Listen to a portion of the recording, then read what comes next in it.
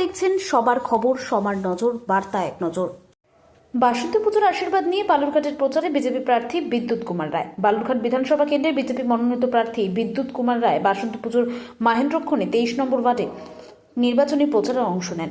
মায়ের আশীর্বাদ নিয়ে তিনি এলাকায় মানুষদের সঙ্গে কথা বলেন এবং বিজেপির উন্নয়নমূলক ভাবনা তুলে ধরেন। প্রচারে বিদ্যুৎ কুমার রায় বলেন যে পাল্টানোর সময় এসেছে, মানুষ প্রকৃত উন্নয়নের জন্য দরকার বিজেপি সরকার। তিনি জনগণের কাছে আগামী 23শে এপ্রিল পদ্মফুল চিহ্নে ভোট দেওয়ার আহ্বান জানান।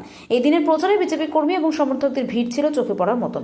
পথসভা এবং জনসংযোগের মাধ্যমে ভোটারদের কাছে পৌঁছে বিজেপি শিবির তাদের বার্তা ছড়িয়ে দিতে বদ্ধপরিকর। থেকে জয়দীপ মৈত্রের রিপোর্ট, বার্তা এক নজর।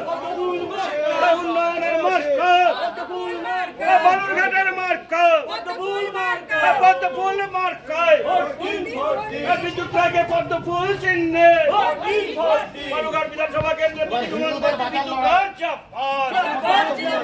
বিদ্যুৎ রায়ের মার্কা বিজেপির মার্কা বালুরঘাটের মার্কা উন্নয়নের মার্কা জিতবার মার্কা বলি পদ্মফুল মার্কায় পদ্মফুল মার্কায় বন্দে মাতরম বন্দে মাতরম বিজেপি চাপাত বিজেপি চাপাত